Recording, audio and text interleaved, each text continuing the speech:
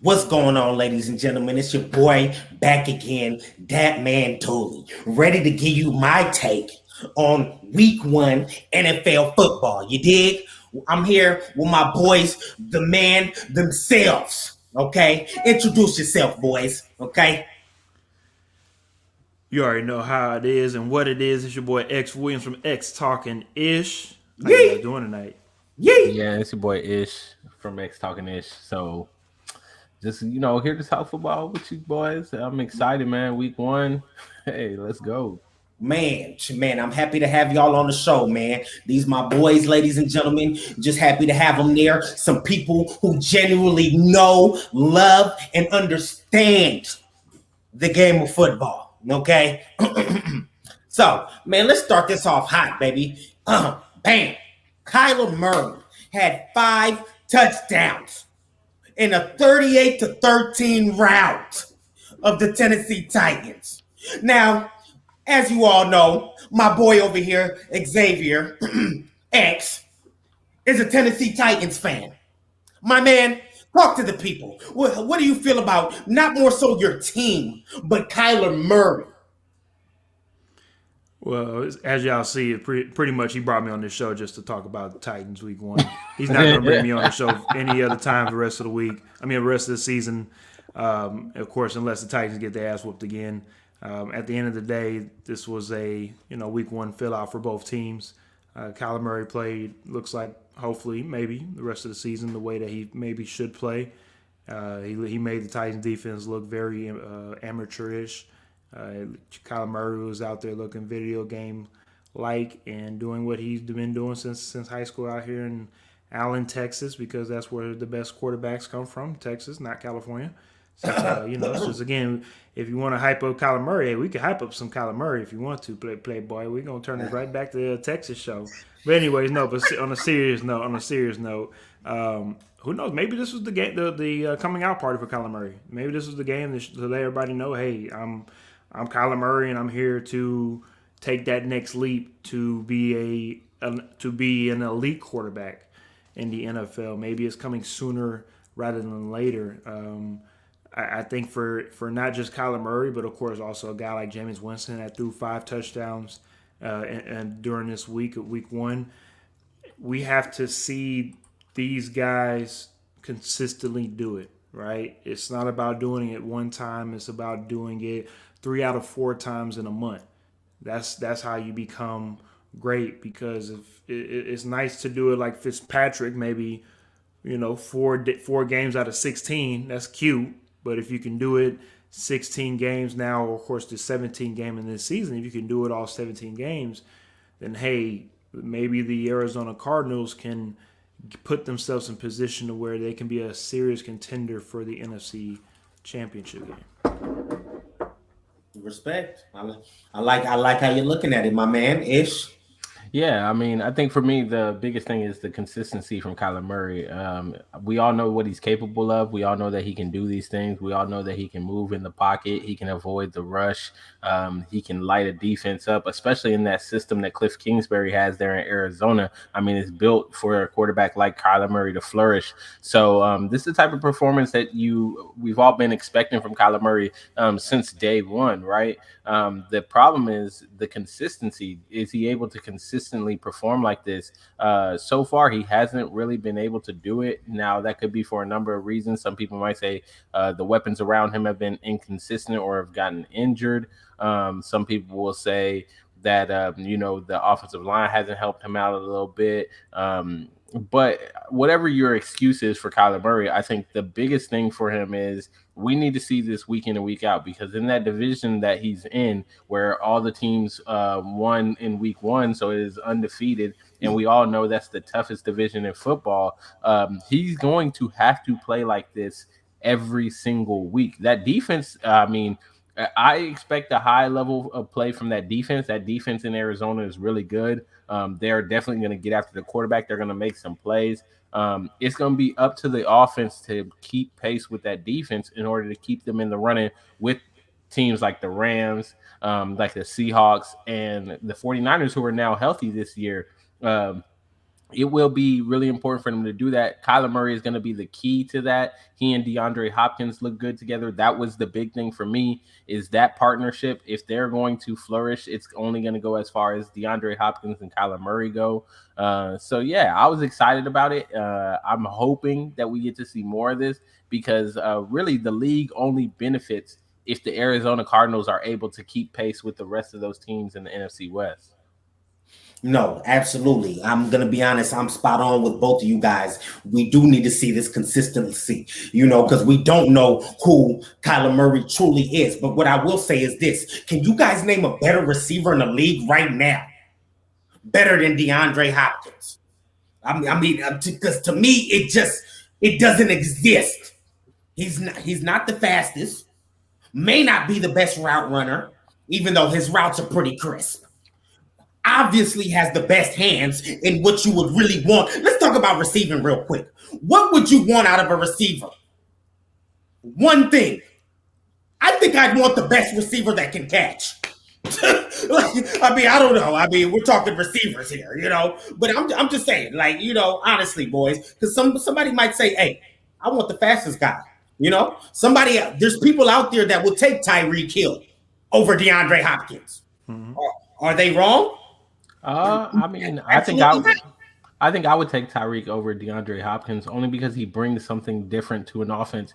I think it definitely depends on what your offensive makeup looks like, right? So, you can't put a DeAndre Hopkins with the Chiefs in that offense. You can't put him with the Chiefs, because the kind of situations that you see Tyreek Hill in, he helps that offense and Travis Kelce go because of the speed that he brings to the team, right? The fact that he can burn the top off the defense is what helps Travis Kelce open up the middle of the field, which then helps him with some of the sit-down routes that we saw in week 1. So I think DeAndre Hopkins doesn't fit in that kind of offense, right? But in Arizona, DeAndre Hopkins fits. And that's not to say DeAndre Hopkins would be bad in Kansas City. It's just to say that the fit just isn't the same, right? So it definitely depends on your team's makeup. But for me, I think you can't go wrong with DeAndre Hopkins and what he brings to the game. Because the thing is, yeah, you say he's not the fastest. He's still pretty fast. You might say he's not the strongest. Yeah, but he'll go up there and get it with anybody out there. And we've seen it a number of times. Especially last season with the Hail Mary. I would say he probably has the best hands in the receiving corps. Probably, if not the best, he's got one of the top 2, top 3 hands in the league. Honestly, you can't go wrong with a DeAndre Hopkins. And I think this game really was his claim to, being that guy. I think there has been some talk, and there's been some John and some, little lighthearted back and forth between some of these receivers talking about who's the best in the game. I think DeAndre Hopkins went out there and he made a statement.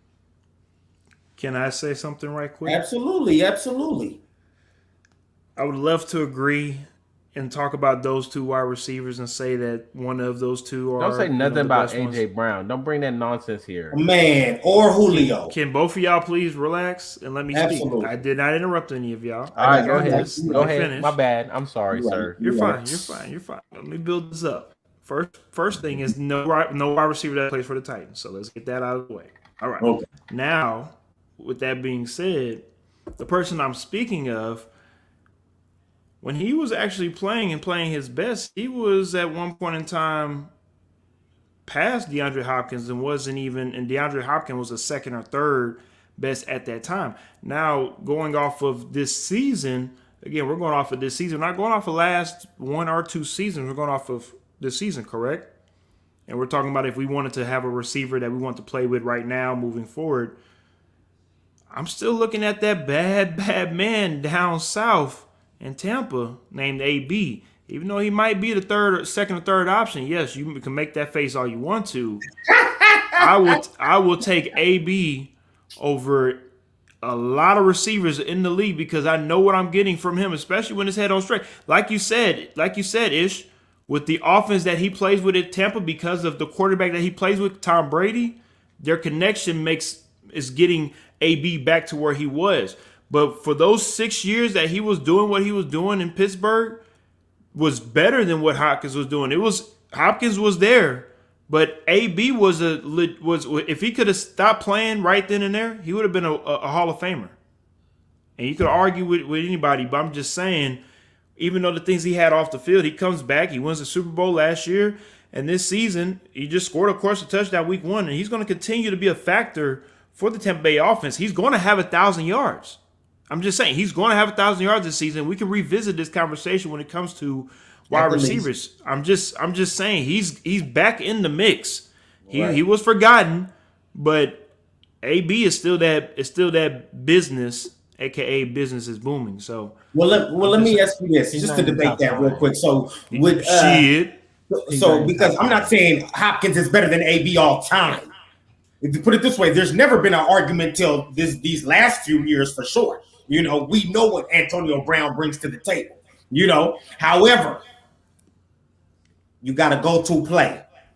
Who you throwing the ball to? You throwing it to Hopkins or you throwing it to AB?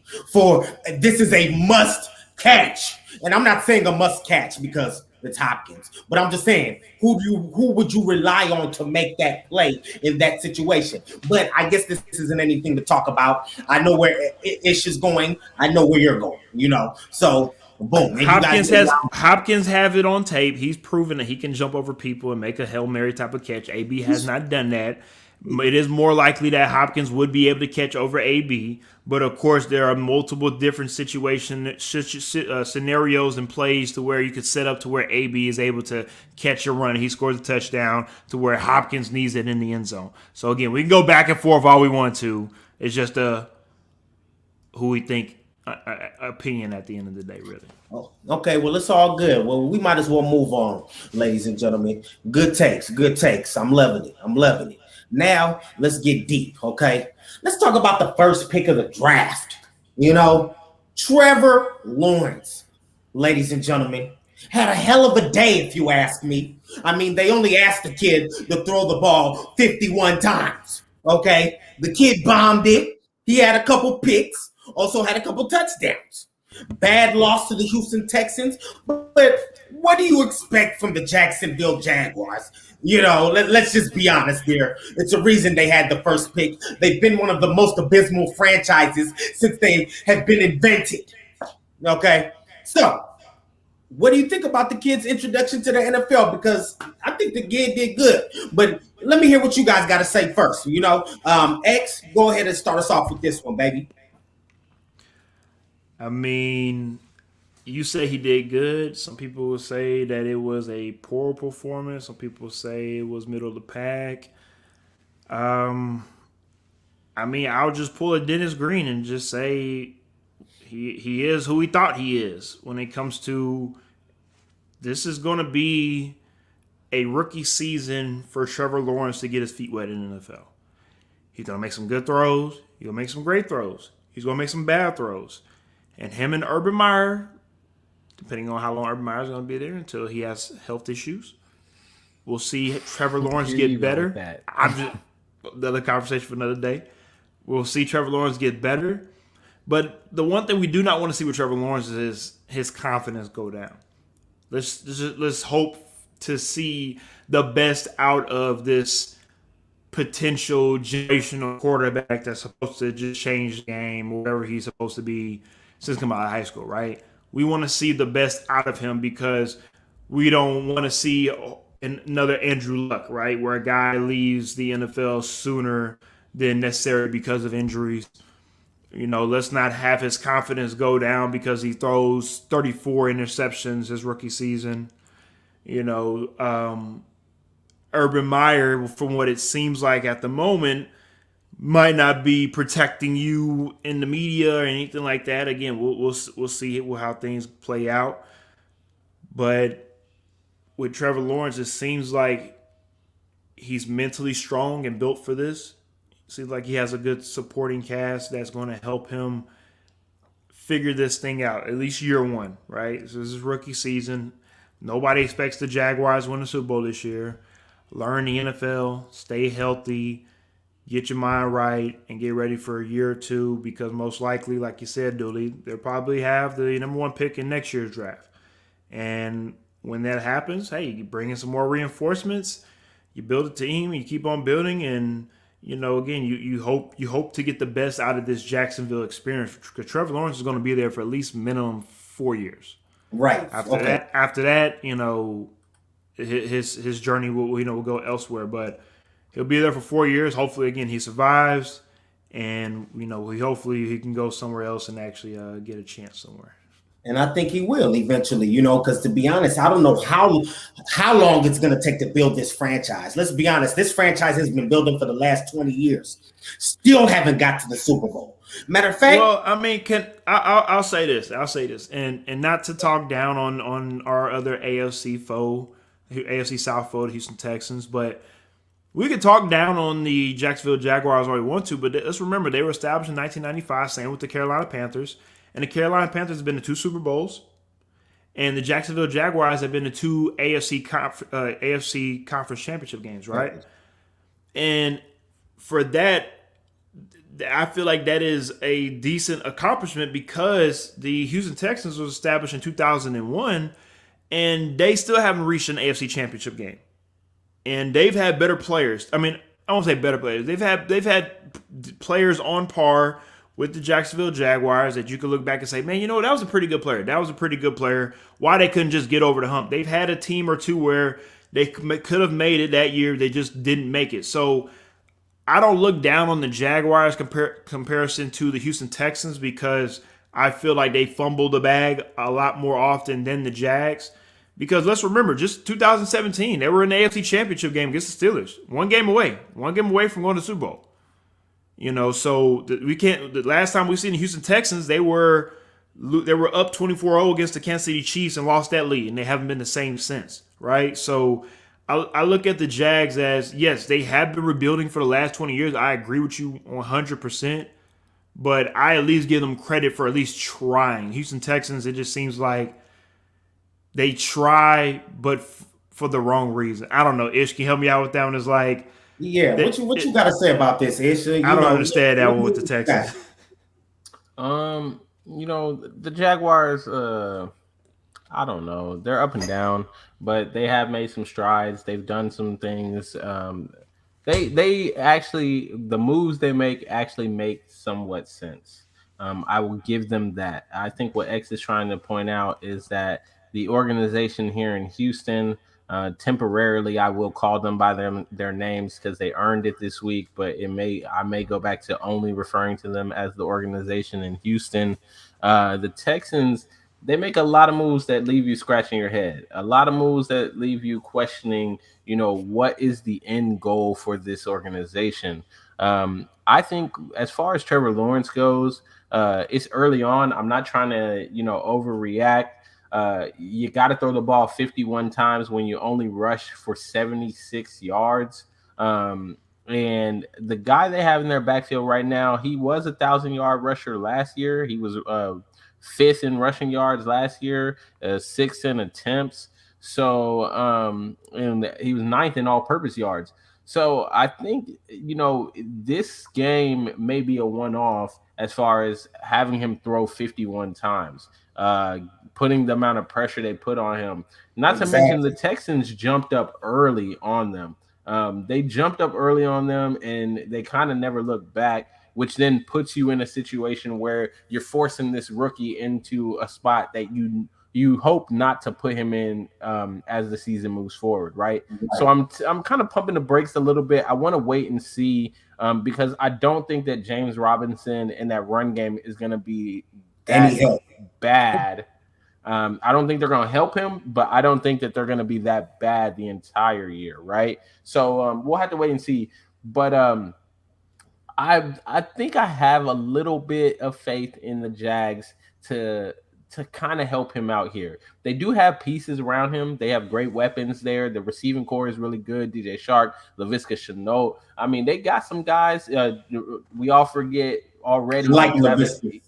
Huh? Laviscus, that's my boy. I like. Oh man, he's the real deal. He's going to get better. Real ball player. Going to get better. I mean, that is a ball player right there. I'm excited about him, and I think he and Trevor Lawrence together, that's going to be a dynamic duo moving forward.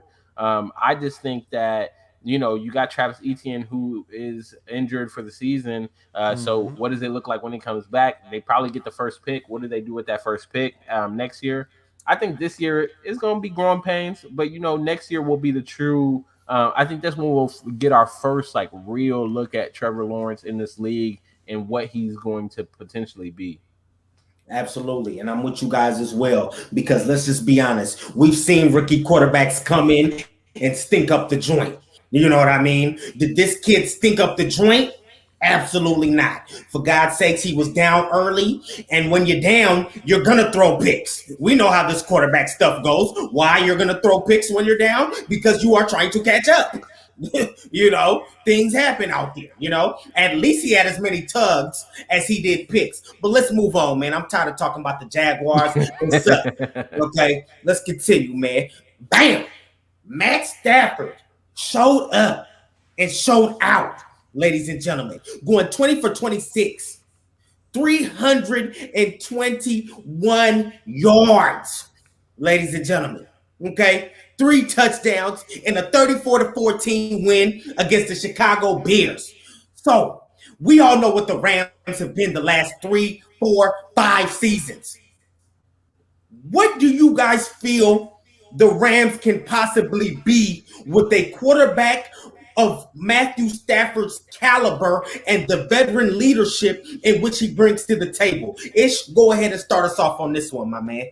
I definitely think they're a Super Bowl contender. I think you got to say that they're a Super Bowl contender, because if you were considering them a Super Bowl contender with Jared Goff, Matt Stafford is automatically an upgrade to Jared Goff. So they are for sure 100% a real deal Super Bowl contender. Now, are they going to do it consistently? We have to wait and see. It's a long season. They are in the toughest division in the NFL. So, I mean, when you think about playing Arizona twice, playing Seattle twice, playing San Francisco twice, like those are going to be some rough games that you're going to have to get through in order to make it all the way. Then you got to make it into the playoffs, and in the playoffs you got to win in there. So it's like it's not going to be easy by any means, but definitely this to me was just proof that they are at least a Super Bowl contender. They did this against a playoff defense. Now, I would say that they're a regressing playoff defense, because I do think that Chicago is a little bit on the older side. They're kind of a lot of their better players are on the downside of the hill. So while this was very exciting, and yes, it was against a playoff defense, I think we all have to be a little bit cautious in overhyping this win, because that defense is not what it was maybe a year or two ago. That defense is a little bit older, a little bit slower, and not to mention that offense did not help this defense out. So I think Chicago was a good win, but I'm waiting to see what we get from Matt Stafford moving forward. I think next week, if I remember correctly, hold on, let me double check. Next week, they are playing against the Indianapolis Colts in Indianapolis.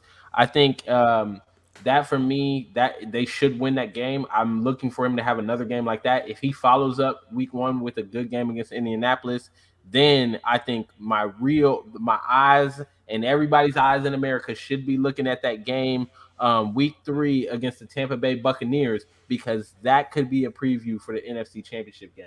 Absolutely. And hold on, before you go, X, we got a comment, man. My man Yake Charlie asking us, what's your favorite team in week 1? Man, it's tough because we all got our each individual teams, My man right here, Ish, Kansas City Chief fan. My man right there, X, Tennessee Titans fan. To really say we have another favorite team, I don't even want to say those words. Myself, I think he means football team. Say that again, X. I think he means like what was the best team maybe like that surprised you for the week 1. I think he means right. That. And what's funny is we're actually getting to that. Yeah, hold on, we'll get there. Yes, we'll get there, boss. Okay, give us one moment, okay? But go ahead, X. Tell me what you feel about Matt Stafford and with Todd McVay, and these St. Louis. Oh my goodness, look at me. These throwback, man. Throwback there. Nah, I'll just keep it short and sweet with pretty much everybody said what needed to be said with Stafford. I mean, to be honest with you, let's be real. I think Matt Stafford's career, unfortunately, so far, was a perplexed one in Detroit because I think everybody saw him throw for a lot of yards, but they, of course, never made it to the playoffs. I think he made it to the playoffs one time, and of course, made it to the playoffs twice. And never won a playoff game. And even though you've had Megatron most of his career, or most of Matt Stafford's career in Detroit, they could just never get anything going. But you could say the same, of course, for Barry Sanders when he was there, and they made it to the playoffs. They won a playoff game, but just couldn't do anything in Detroit. And that's just Detroit as in football organization's MO when it comes to just never being good enough, never putting forth the effort. Yes, they're going to do it for Thanksgiving, the Thanksgiving game. Yes, they're going to do it for that game. But other than that, the Detroit Lions, my lifetime in the last 30 years, have never been a serious contender for anything. The Toilet Bowl, yeah, maybe that game, but anything else, no. And I just think Matt Stafford, speaking of toilets, just got a stanky reputation for being with that organization, but playing well to where people just didn't know. I have an uncle that is a Lions fan and was saying, oh, Matt Stafford ain't that good. He's not that good because he had Megatron and he wasn't able to do anything with Megatron. And I was saying, just wait, because I feel like Matt Stafford being paired up, like you said, Dooley, with Sean McVay's offense, you're going to see a completely different, now complete team being able to have the pieces around him that will allow him to be the best Matt Stafford that we can see. And just piggybacking off what Ish is saying, yes, they are a Super Bowl contending team. They can, of course, make it to an NFC Conference Championship game, but it starts with week 1, week 2, week 3. It's about getting better every week for them because this is a completely new squad for the Rams. This is not the Jared Goff and Todd Gurley days, right? Like we got to get this out of everybody got to get these out of our mindsets when it comes to, oh, that's Jared Goff and Todd Gurley back there. No, it's not. That's Matt Stafford. And it should have been Cam Akers. Unfortunately, it's not due to the ruptured Achilles. But now it's running back by committee. And that to be honest with you, it could be an even better thing for Matt Stafford because it opens up the offense even more. I don't think anybody's really even talking about that because now instead of trying to figure out about one running back, you have to now figure out about two. Of course, you got to stop the pass. You got to stop all the motions. You got to stop the play action. It's a lot for a defense to try to say we're going to stop the run, or we're going to try to, of course, stop the pass and make you just run. And I think it, of course, works in Matt Stafford and Sean McVay's arsenal to be able to draw up anything that they want to draw up. And I think every week it's going to be fascinating to watch them grow. I'll be honest with you. I think they can win the division. Possible. And Possible. I mean, but here's the thing. It takes, of course, a lot. It's going to be it's a long season. Any four of those teams in that division can win that division. But, man, I think anybody, hopefully, after week 1 can easily see that Matt Stafford was an upgrade to Jared Goff. Okay. Well, you heard it from the boys themselves. I got Matt Stafford myself doing great. Definitely an upgrade from Goff. The man is said, give him a second. We still got to see this more in action. And I hear him, So it's funny because I'm on both sides of the coin. Leaning more towards what X is saying, though. Just because this is a proven quarterback. He just hasn't had greatness because of the team he plays for. Okay? So that has hindered this man considerably. But let's move on, okay? Let's make this one short and sweet. Boom! What team should Deshaun Watson be traded to, ladies and gentlemen? Where should he go? Like, let's really think about this real quick. Who you guys got? You want me to go first? Yeah, I want you go ahead to and go take first. Okay, I'll go first, man. Let's talk about teams that like taking risks, first of all. Not too many teams in this league take risks. Let's talk about the number one team in the league hates the most. The Las Vegas Raiders. They need to take a chance on Deshaun Watson, get Carr out of town, because we all know Carr is one of the most overrated quarterbacks of this generation. Just a few years ago, we all had Carr top 10. About 4 years ago, most people would consider Carr top 10. About 4 years ago, okay? Ever since then, he hasn't proven anything, okay? So, they need to get Deshaun Watson in town. Start the man over Carr. And take the Raiders back to the promised lands. What y'all got for me right now, man? Give me some. I got to go first on this one. Go ahead. Trivia question for everyone, though. Yes, sir. Who is the Raiders franchise leader in passing yards? Derek Carr. Oh, my goodness. It is Derek Carr. And yes, and trust me, I am very surprised as well when I saw that. And the reason why I bring it up is because Derek Carr is. I wouldn't say he reminds me of Matt Stafford, but I'm just. It's like he's good, but is he good, or is he being held back because he plays for the Raiders? I don't know. Like, I don't know how good really Derek Carr is. Have we seen his ceiling? Because he can go out and throw for 400 yards. Of course, we just saw him in that football. Yes, some of those yards were inflated because of extra plays that should have been there, because the Raiders, of course, want to play for extra time for no reason and win the game twice, but that's another story for another day. Or is there more from Derek Carr we just haven't seen yet? The reason why, again, I bring this up is because how many times do you see a fan base that will talk about their franchise quarterback, their franchise leading passing yardage quarterback, and say, hey, get him out of here.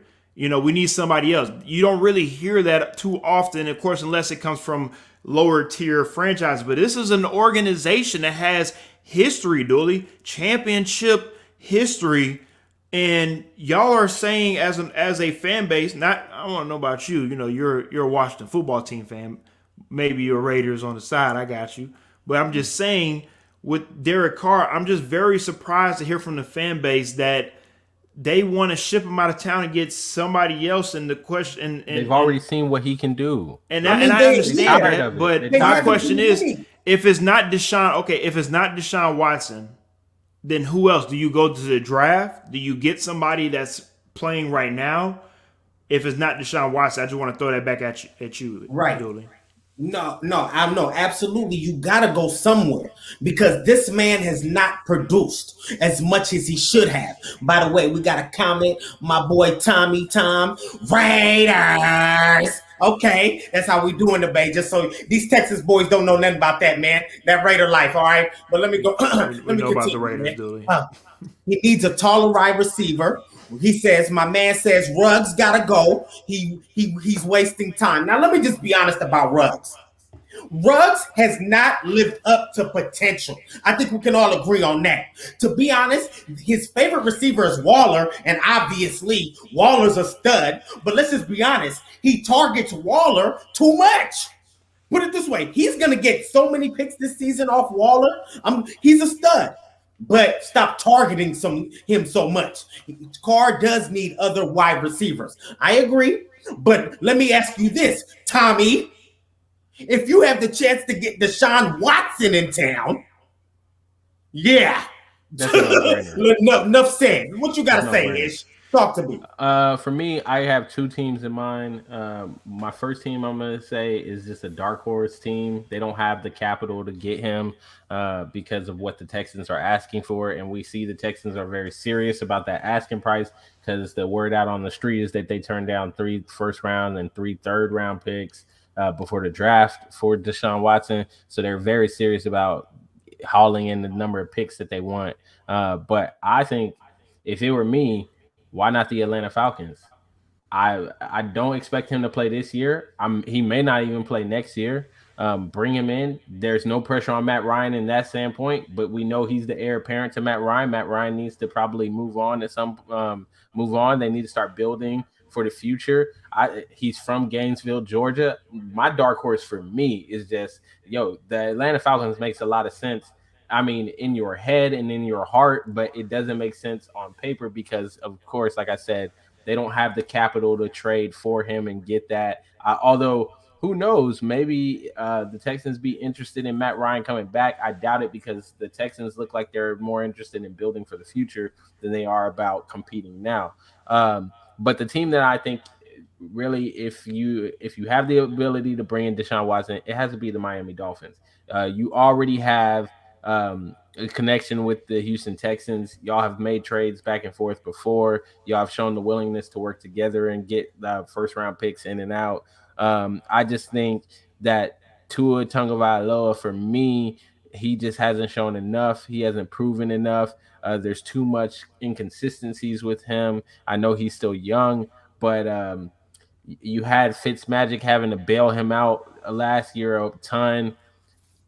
Deshaun Watson is just a different animal to me. I mean, we're talking about a top 5, top 4 quarterback in the league. Really, if you're not a guy, if you're not the Chiefs, the Buccaneers, potentially the Saints, the Packers, the Rams. I mean, if you're not one of the guys that are sitting there with the top quarterback right now, any team should want Deshaun Watson if you can get the ability. The problem right now, and everybody knows what the problem is, he's got all those cases against him. So that's the only situation that's preventing it. But for me, the Dolphins makes the most sense. They barely missed the playoffs. They really should have made the playoffs last year.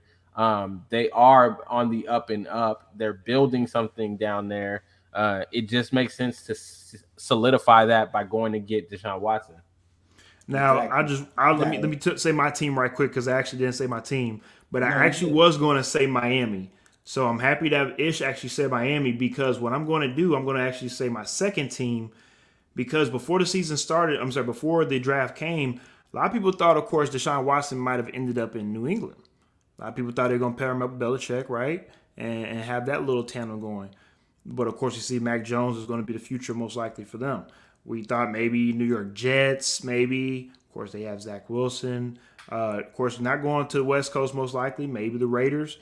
But I thought the most logical sense, unless Cap is the holdback, I don't know off top, maybe Ish can look it up for me, but the Washington football team. I mean, the Washington football team makes the most sense. We just had Fitzpatrick just, get now you're talking, X. I mean, it makes nothing but sense. I don't know if Washington has the capital and also the picks to do it, to pull it off. But if I'm the Washington football team, it makes nothing but sense to restart your franchise. Maybe not with a guy coming off with, the cases. I know it's kind of, it don't sound right, but this is the guy to do it. And guess what? Everybody loves a winner. When you win, a lot of things go away.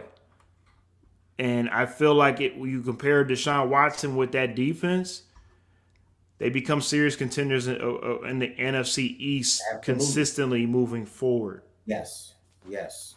Agreed. Okay, so boom, there you have it, people, on where we think Deshaun Watson should go. But if you disagree and you got somewhere you think Deshaun Watson should be, hop in the comments. Let me know how you feel. Matter of fact, we got a comment right now. Let me see what I got right quick. Okay, send him to Washington. My man from the BTSI show. Chris, what's going on, baby? Send him to Washington. Like my man just said, great location for Deshaun Watson to make something happen. But okay, let's move on, ladies and gentlemen.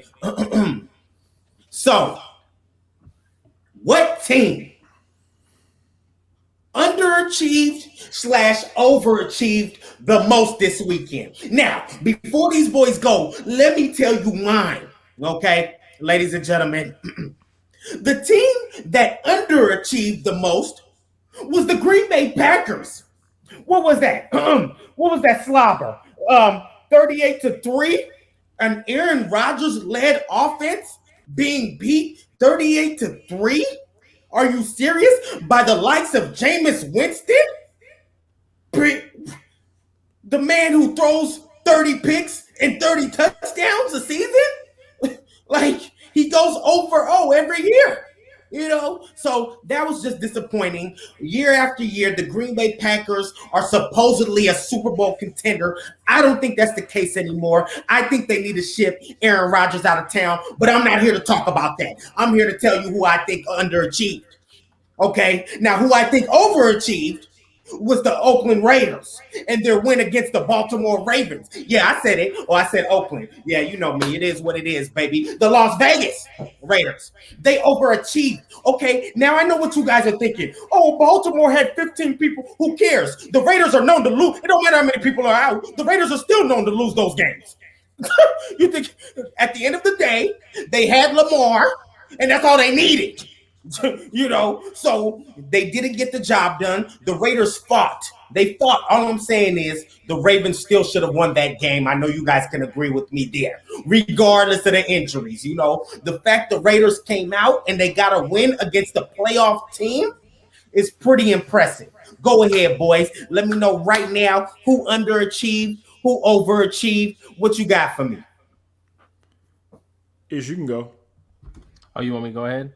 Yeah, Okay, for me, I'm gonna start it off pretty simple. The underachiever for me, only because of the expectations that this team had going into the season, it had to be the Buffalo Bills. The Buffalo Bills playing against, even though the Steelers were a playoff team, even though the Steelers started last season undefeated, to me, when you come off of the AFC Championship game playing the Chiefs, and this is supposed to be the year where you guys take the next step, where you guys are supposed to be a contender, where some people are picking them to go to the Super Bowl. This is the kind of game you're supposed to win. Super Bowl champion teams find a way to win these games. Teams that have that push it all the way into the Super Bowl, they find a way to win these games. This is the kind of foreshadow that you have when you go into these playoff. When we start talking about later in the season, we start talking about teams that are competitors that are, who we're hoping is going to make it all the way. You're going to look at games like this and you're going to say, well, how did they do against other playoff teams? It's week one. I'm not overreacting, but I will say, based off the expectations, that was an underachieving performance from the Buffalo Bills. Just very disappointed for me. I think the Packers is too easy to select, so I had to go with the Buffalo Bills.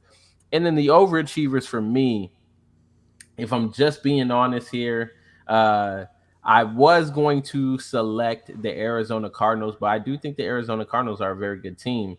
The overachievers for me had to be the Denver Broncos, because X knows I was talking about it all the whole preview show. you Bruh, was.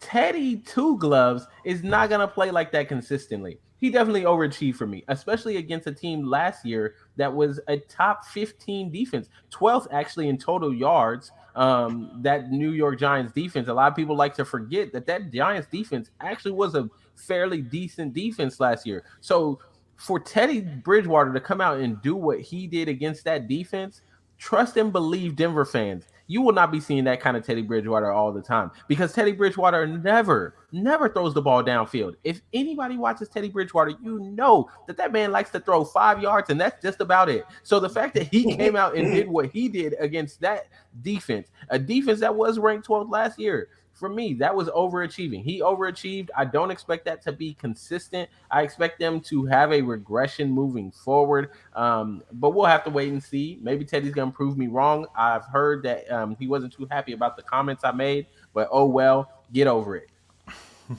What you got for me, X? Shout out to you, Ish, on that one.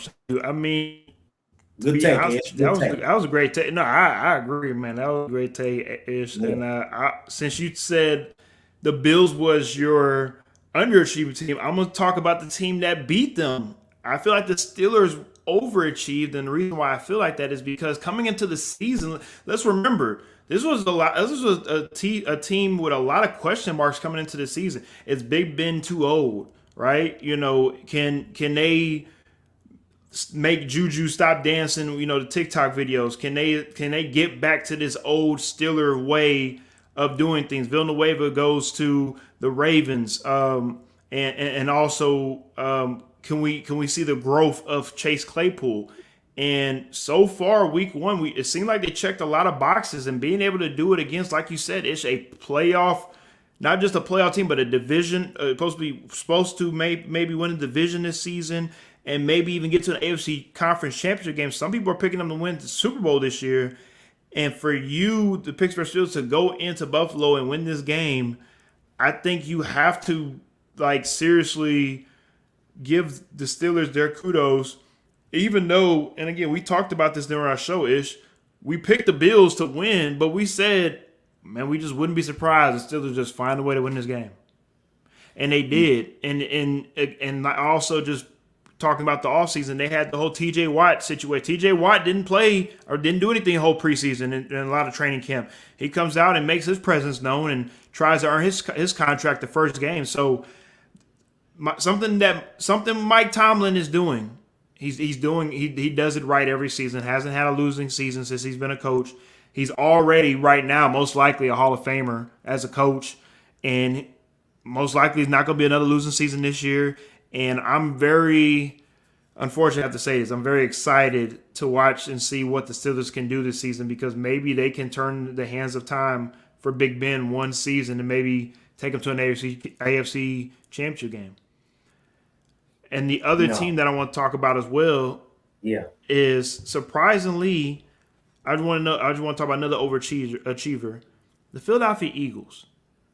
I know, of course, I know the Falcons. It probably supposed to beat them. Whatever. I got it. But still an NFL team, and nobody outside of people that believe in Jalen Hurts believes in Jalen Hurts for some reason. We're talking about Mac Jones. We're talking about Tua Tagovailoa, but for some reason we just keep forgetting about that other quarterback named Jalen Hurts and what he's able to do, not just for this team, for the Philadelphia Eagles, but for the city. He's a guy that fits not what the Eagles do as an organization, but also what they do with that city. And sooner or later, he's going to take over this city, and he's going to be the Donovan McNabb for the Philadelphia Eagles for the next 15 years. Wow. Yes. That's bold. Oh, man. Yes. Ooh, that's a big call, baby. That's bold. And that's if everything goes right when it comes to health. Of course, that's right. That's the best case scenario. Okay, right. I'm always, of course, talking about best case scenario, health, all that good stuff. But for Jalen Hurts, from what I see, I mean, it just seems like when you keep on doubting him, he just keep on coming, and he's going to punch you back in the face and say, now what? And I respect that tremendously, and I think the sky's the limit for this guy. I wouldn't be surprised to win the division this year. That's how I feel. No, honestly, I'm with you. No, I'm with you. Great takes, boys. You definitely did your research on that. I will say that. Now let's go on to the last topic of the evening, okay? So this is a new segment I just made up. We're going to call it 30 seconds, baby. So I'm going to need 30 seconds of what your team needs to do to be better, okay? 30 seconds, give or take, But, hey, I started off, man. We all know my squad. Boom. Washington football team, definitely not believed in, But I'm going to be honest. The game was abysmal. We didn't lose by much. But the thing about it was we could not stop third downs. The other team had 14 for 18 on third downs. Ladies and gentlemen, you can't win with that type of football. Okay, you got to learn to stop people on third down and get the ball back in your hands. If you don't plan on doing that, well, I guess you don't plan on winning football games. So that's my 30-second take on the Washington football team, future division winners of the 2021 season, and back to the NFL playoffs. Okay, go ahead, my boys. I'll just start off with mine.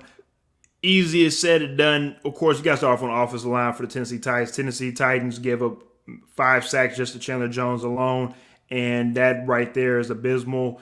And you can easily say, the starters didn't play that much this preseason. You could say, everybody wasn't in sync. At the end of the day, this is a game that you just need to go ahead and just take that tape, throw it away, and not even remember this. This is a mulligan, as they say in golf, and just forget about this moving forward, because this is not the Tennessee Titans. Forget it. Good game for the Cardinals. Keep moving. We'll see y'all week 2. That's how I look at it. All right. For me and the Kansas City Chiefs, the 31st ranked defense is not going to cut it. I'm sorry. It don't matter if we have Patrick Mahomes. Don't matter if we have Tyreek Hill, Travis Kelsey. The 31st ranked defense is not going to cut it. I know Tyrann Mathieu wasn't in. I know Frank Clark wasn't there. It doesn't matter. You shouldn't be leaning on them so heavy that when they're out, you are the 31st ranked defense. That defense needs to clean it up. And on the offensive side of the ball, we need a running game. 3.2 yards average a carry is horrendous. That is not going to cut it in this league, not for a Super Bowl contending or Super Bowl aspiring team. So we got to get a run game, and the defense for sure, you got to clean that up. Man, great takes, my boys. You heard it from the horse's mouth himself, Ish X on their teams. And good luck to you guys this season, man. Well, I appreciate y'all for sliding in. This Dat Man Dooley once again. My boys, go ahead, give the people an outro. Give the people what they want, man. You know? Of course, as always, this is X Williams on X Talking Ish. Please make sure y'all check us out on Facebook, YouTube, and Twitter at X Talking Ish. We come on Tuesday nights. We do our weekly recap of the NFL at 9 p.m. Central, 10 o'clock Eastern. Lovely. Well, there you have it, my people. That's a podcast for you, man. Holla at your boy, baby. Dat Man.